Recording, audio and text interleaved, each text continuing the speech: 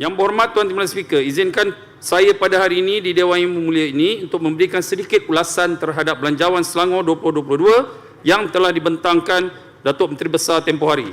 Seperti yang kita sedia maklum, terdapat 5 teras utama yang telah digariskan. Teras pertama, memacu pertumbuhan ekonomi berimpak tinggi dan meningkatkan kecekapan penyampaian.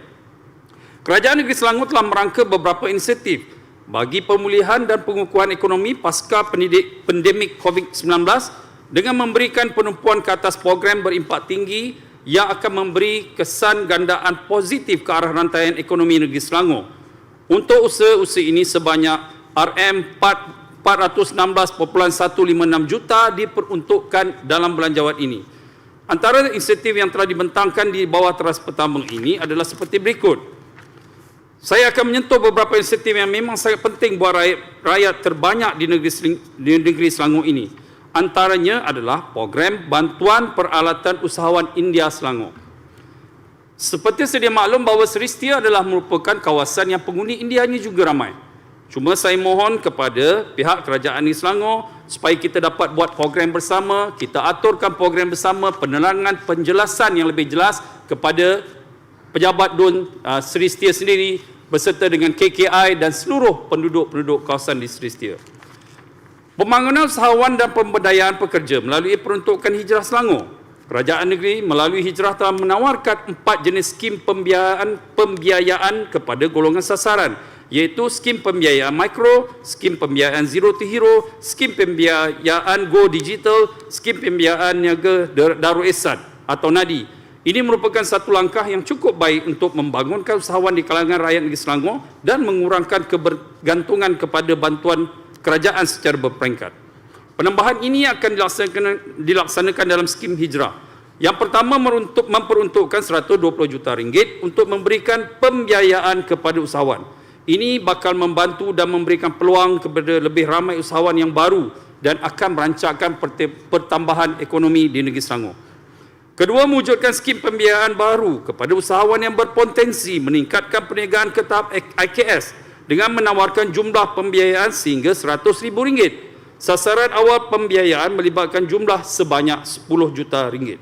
Ini juga bakal melonjakkan usahawan kecil di Selangor yang bernaung di bawah skim hijrah ke tahap yang lebih jauh dan pembiayaan sehingga RM100,000 memberi impak yang akan merancangkan lagi pertumbuhan IKS di negeri Selangor.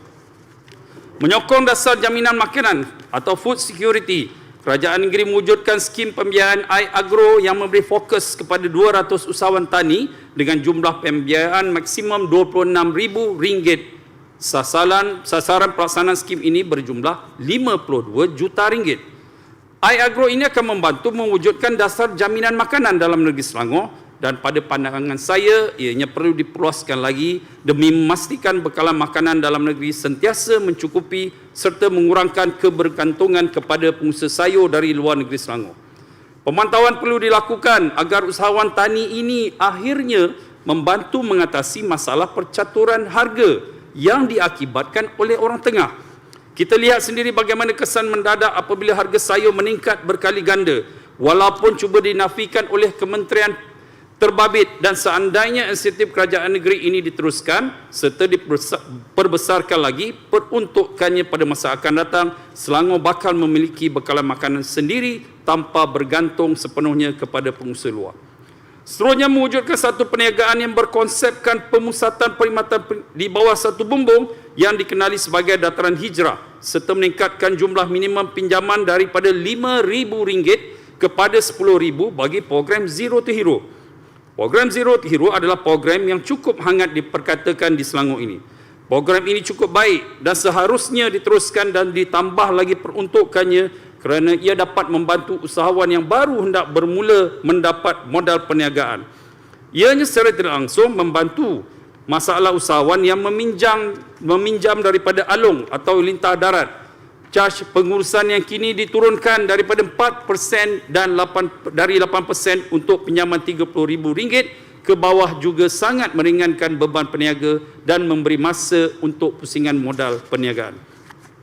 Keputusan kerajaan negeri untuk membatalkan syarat yang mewajibkan peminjam mempunyai 25% daripada jumlah pinjaman dalam akaun juga amat wajar kerana ramai juga peminjam merungut untuk membuat pinjaman kerana nilai 25% itu cukup besar pada mereka.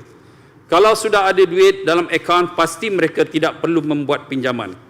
Untuk memastikan kejayaan dan daya saing para usahawan ini, saya mencadangkan juga mereka dipantau dengan rapat dan sentiasa diberi bimbingan serta ilmu dalam pengurusan perniagaan.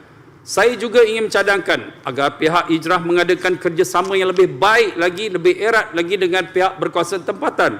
Antaranya, pihak berkuasa tempatan boleh bekerjasama dengan pihak Hijrah untuk memastikan bahawa gerai ataupun kios ataupun lesen serta arah tuju peniaga ini akan lebih terbela dan terjamin lagi.